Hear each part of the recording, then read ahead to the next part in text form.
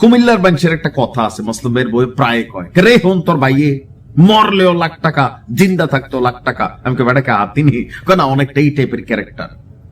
তো কুমিল্লার রাজনীতিতে বিএনপিতে দুইজন সিংহ পুরুষ আছেন।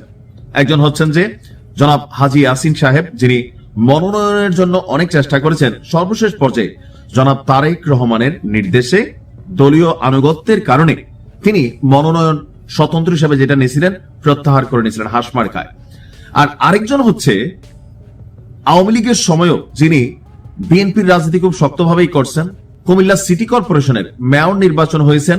বাট ফাইনালি একবার যখন দল কোন নির্বাচনে অংশ না নেওয়ার ঘোষণা দিল, বাট মনিরুল হক সাক্ষ্য তিনি নির্বাচনে অংশগ্রহণ করলেন, তখন তাকে দল থেকে বহিষ্কার করা হয়।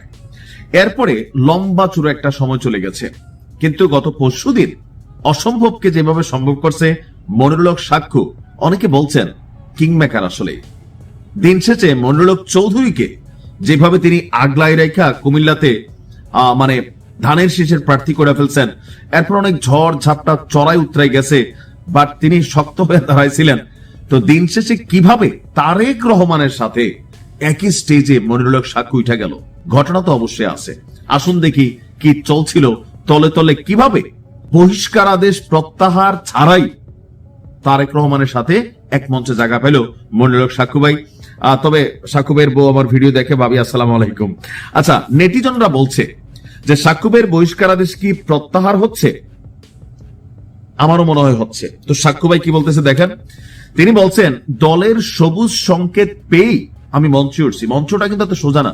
তারেক রহমান যে স্টেজে বসেন সেখানে আগে সিলেক্টেড ইলেক্টেড থাকে কারা কারা মঞ্চে উঠবেন। যেহেতু বিভাগীয় টাইপের সমাবেশ থাকে, কয়েকটা জেলা মিলে একটা সমাবেশ থাকে, তো সেখানে প্রত্যেক জেলার সদরের বা আরো বিভিন্ন জায়গা থেকে অনেক নামি দামি, তারপর যারা মনোনয়ন পাইছে এরকম অনেক ব্যক্তিত্বরা কিন্তু থাকেন। তো সেইখানে বহিষ্কৃত একজন নেতা উঠতেছেন, তার মানে একটা সেট আপ তো হয়েছে। সম্ভবত যে কোনো সময় তার বহিষ্কারাদেশ প্রত্যাহার হয়ে যাবে, এমনটাই ধারণা করছে। জেলার সদর দক্ষিণ উপজেলার সুয়াগাজী এলাকায় যখন বিএনপি আয়োজিত সমাবেশে মঞ্চ ওঠেন সাক্ষ্য, রাতে তারেক রহমান বক্তব্য দেওয়ার সময়ও সাক্ষ্যকে মঞ্চে দেখা যায়। তো দলীয় বক্তব্য হচ্ছে যে আপনার 2022 সালের 15 জুন সিটি নির্বাচনে দলের সিদ্ধান্ত অমান্য করে প্রার্থী হওয়ায় সাক্ষ্য আজীবনের জন্য বিএনপি থেকে বহিষ্কৃত হয়েছিলেন। তবে এবারের সংসদ নির্বাচনের তফসিল ঘোষণার পর থেকে তার স্বতন্ত্র প্রার্থী হওয়ার গুঞ্জন ওঠে। এরপর থেকে তিনি মনোনয়নপত্র কিনা ফেলেন। পরে বিএনপির প্রার্থী মনিরুল হক চৌধুরীকে সমর্থন জানানোর মাধ্যমে এখানে একটু ভিন্নতা তিনি দেখিয়েছেন, যেটা দলের প্রতি অনেকটা আনুগত্য। আর এখন তিনি মনিরুল হক চৌধুরীর পক্ষেই কাজ করছেন। সাক্ষ্যর দলে ফেরার বিষয়টি যে কোনো সময় চিঠি আসতে পারে, অর্থাৎ যে কোনো সময় সাক্ষ্য ভাই তার দলীয় পদ ফিরে পেতে যাচ্ছেন। আর যদি যায়, এই সেটেলমেন্ট একটা বার্তা দিচ্ছে দক্ষিণ থেকে আইসা কুমিল্লা সদর মনিরুল হক চৌধুরীর জেতার জন্য শুধুমাত্র ধানের শীষ প্রতীক যথেষ্ট না। তবে জনাব তারেক রহমানের নির্দেশে আপনি দেখেন হাজী ইয়াসিন সাহেব নিপাট ভদ্রলোক মানুষ, তিনি চাইলে কিন্তু স্বতন্ত্র করতে পারতেন, বাট দলকে শ্রদ্ধা করছেন। এমনকি নেতা কর্মীদেরকে আশ্বস্ত করাইছেন যে দিন শেষে দল বড়।